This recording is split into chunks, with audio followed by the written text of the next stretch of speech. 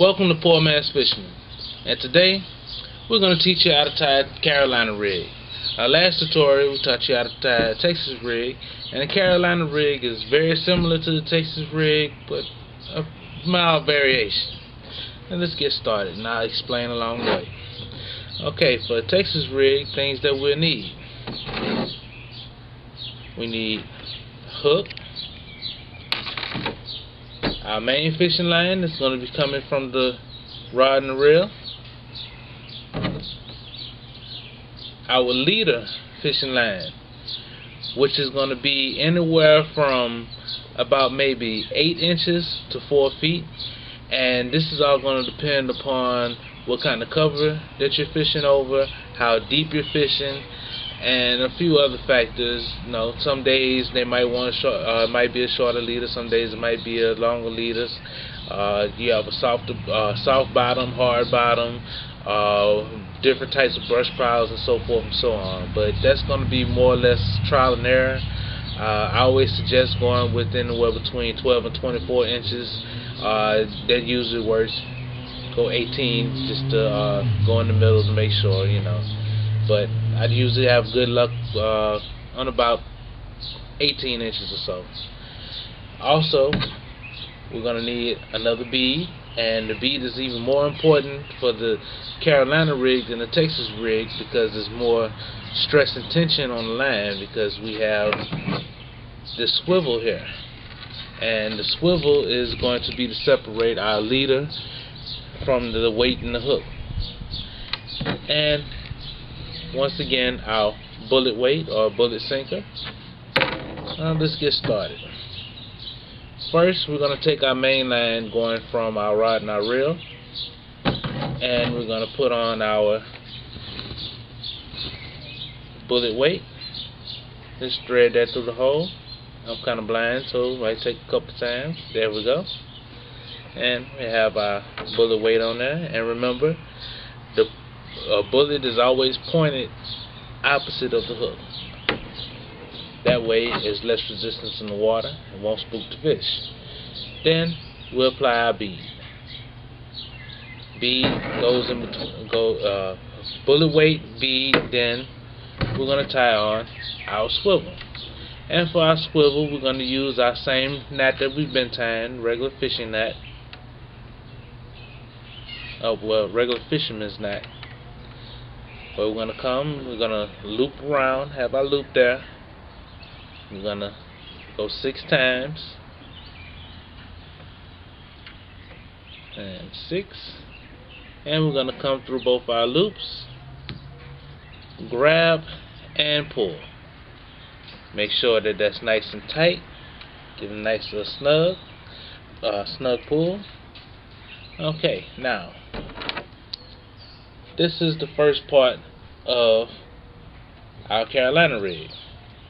And again, this is to protect the line from getting cut. It's a lot easier to get cut on this rig, for our bead that is, and also it makes that nice little clicking noise to attract those bass to your lines. And this works great for saltwater fishing too, where you can use live bait, or you can use dead shrimp, or you can use soft plastics. All work. I've caught plenty of fish on all these rigs, and they work great. Now we're going to take our leader, and generally for the leader I always like to tie on the hook first. That's just my preference. It really doesn't matter. But we're going to tie on our hook here. We're going to thread through the eye, and then we're going to loop back around through the eye again. Have a little loop there. Now we're gonna 1, 2, 3, 4, 5, and 6 around the leader. Bring our line back through. Hold it. Pull out the slack, and this line is a little stubborn. Then we'll give it some help, and I'll pull out our slack there and get it nice and tight.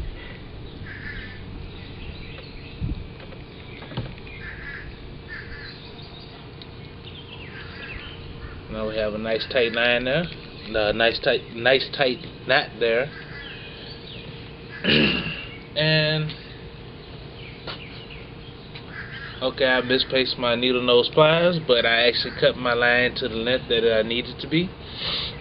It's 18 inches. Actually, it's about 20 inches, but give or take, it's going to lose a couple of inches when we tie on our other knot here. Yes, people, you have to tie on 3 knots for this one, but it is a very, very good rig. On this end, I have 12-pound monofilament. For my leader, I'm using 15-pound monofilament. Now on your leader, actually you can go much higher than that. And on your leader, it's always important to use either monofilament or fluorocarbon. Do not use braided line for your leader, as the braided line, if it rubs up against a rock or a hard piece of wood in the water, it will fray and break your line. I know braided line is supposed to be stronger, but with this type of rig, this extra tension here, if a fish gets on there, it has tension pulling from both ends, and it will fray. So monofilament or fluorocarbon. Fluorocarbon is better than monofilament, but we've been using monofilament for years. There's no problem with using it. And this right here, like I said, is 15-pound test, but I've used 50 to 100-pound test on my leaders, especially when I'm saltwater fishing. Generally, a clear monofilament, fish can't see it, and it works great. But 15 to 20 pounds will work good. Now we're going to tie our other knot, and I've already came through, made my double loop. We're going to come through this 1, 2, 3, 4, 5, and 6. Back through the eye. Back through the loop. And I'm moving too fast and I almost screwed up. Sorry, people. And we're gonna come down and we're gonna get our slack out and we'll pull, and that is 2 very nice tight knots. Now there's a little bit of excess here. You can clip that off. This much really doesn't affect anything. Here is going to be your main problem, and this right here really is not too much of a problem, but you want to clip that off. But I have no idea what I've done with my needle nose, so we're going to move on. Now we're going to take our soft plastic and we're going to put it on just like we did with the Texas rig. On this offset hook, we're going to come 1/4 inch and thread through, and we're going to slide down. When we get to our bend by the eye, we're going to twist it, and we're going to pull the eye through, and the eye should be just sitting right at the top of the bait. You don't have to pull it all the way through. We're going to find the bend on the this bottom bend on the hook, and that's where your hook is going to go through the plastic. So we're going to pinch it there, and we're going to put our hook through the bait like so. See, it's sitting straight, and we're going to take our bait here and we're going to give it a little tug, pull it up so that we can hide our hook in the plastic, and it's still sitting straight. And there we have our our Carolina rig. It's kind of long, so I can't show all of it at one time, but there we go. A Carolina rig.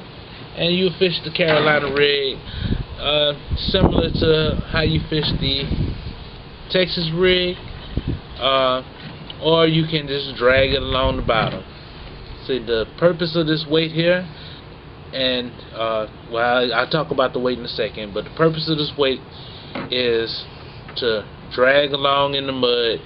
And one thing it does is it pulls up sediment off the floor of the off the bottom of the pond, the lake or river, whatever you're fishing in, and that is an indicator to the fish that something is down there. Then they see this following behind it, so they think a lot of times they think it's 2 or 3 little creatures in the water that they can go and snack on. Also, another thing that this rig does, it allows you to feel what's on the bottom of the water. It allows you to feel brush piles, rocks, and whatever else is down there.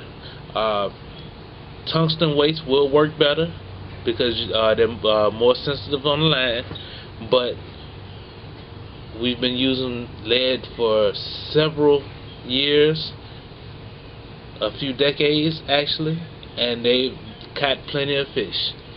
So I'm not saying go out there and spend all the extra money on tungsten, because tungsten weights are expensive, and if you're a budgeting fisherman, yeah, you're gonna go with the cheaper option, which I do.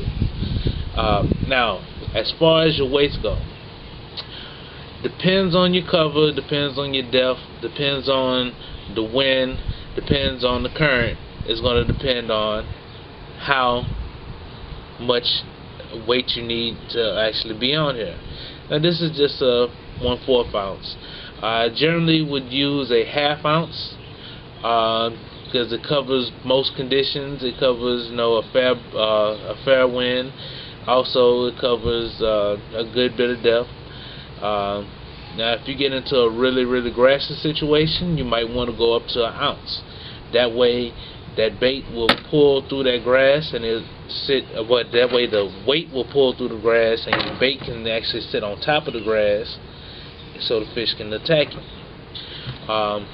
Also, if you have something that has, if you're somewhere that has a really strong current, you might want to go 1 ounce. If it's an extremely strong current, you might even want to go 1.25 ounces to 1.5 ounces. It's kind of pushing it, but you want to use the minimum amount of weight to accomplish the task. So if you need 1.5 ounces, 1 ounce won't work. Go with 1.5 ounces. But if you can go with 1/4 ounce, which in some situations you can, go with the 1/4 ounce. Minimum amount of weight, because there's less resistance on the bait. When the fish grabs it, they can go and run with it, and you can get your fish.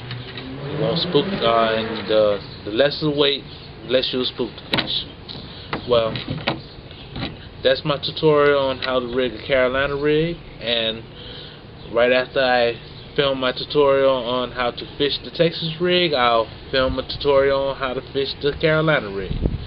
That's Poor Man Fisherman. Have a great day.